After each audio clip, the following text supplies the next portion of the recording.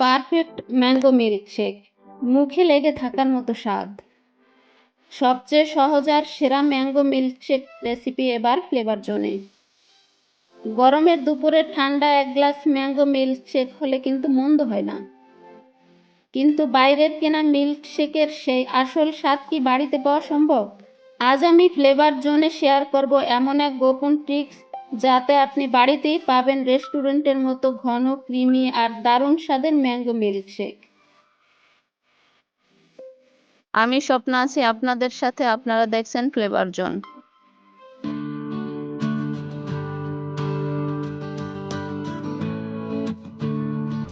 এখানে আমি নিয়েছি 2টি পাকা আম।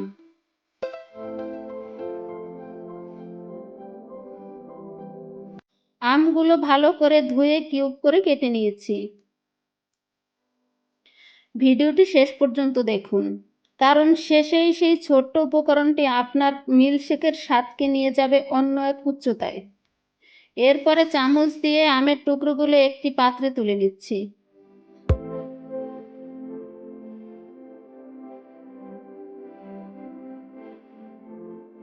সব আমের টুকরোগুলো নিয়ে নিচ্ছি ব্লেন্ডারের জারে।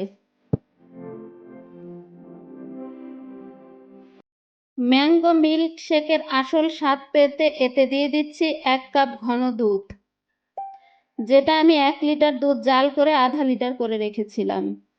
এতে ম্যাঙ্গো মিল্কশেক অনেক বেশি ক্রিমি হবে। এবার এতে অ্যাড করে দিচ্ছি 2 কাপ ভ্যানিলা আইসক্রিম।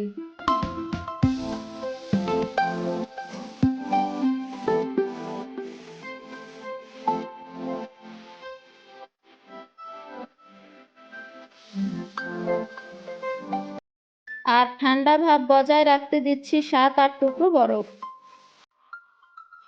এখন সব উপকরণগুলো ভালোভাবে ব্লেন্ড করে নেব। তবে এখানেই শেষ নয়, এর স্বাদ দ্বিগুণ করতে আমি এতে যোগ করে দিচ্ছি আরও ছোট্ট 2 প্যাকেট গুঁড়ো দুধ। এটি আজকে আমার ম্যাঙ্গো মিল্কশেকের টপ সিক্রেট, যা মিল্কশেককে করবে অসম্ভব মজাদার। ব্যাস, তৈরি হয়ে গেল আমাদের পারফেক্ট ম্যাঙ্গো মিল্কশেক। এবার 2টো গ্লাস নিয়ে নিচ্ছি। এর নিচে দিয়ে দিচ্ছি কিছু আমের টুকরো।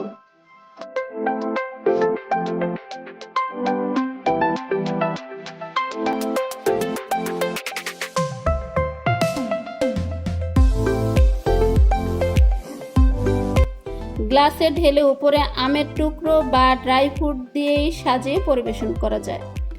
আপনারা গ্লাসে ঢেলে উপরে সামান্য আমের টুকরো বা কিছু ড্রাই ফ্রুট দিয়ে পরিবেশন করুন। আজকের ভিডিওটি কেমন লাগলো তা কিন্তু অবশ্যই কমেন্ট বক্সে জানাবেন। যদি রেসিপিটি ভালো লেগে থাকে তবে ভিডিওটিতে একটি লাইক দিন, এবং এমন আরও মজার সব রেসিপি পেতে আমাদের ফ্লেভার জোন চ্যানেলটি সাবস্ক্রাইব করে বেল আইকনটি অন করে রাখুন। দেখা হবে আগামী ভিডিওতে নতুন কোনো স্বাদের সাথে। ততক্ষণ সবাই ভালো থাকুন, সুস্থ থাকুন। আল্লাহ হাফেজ।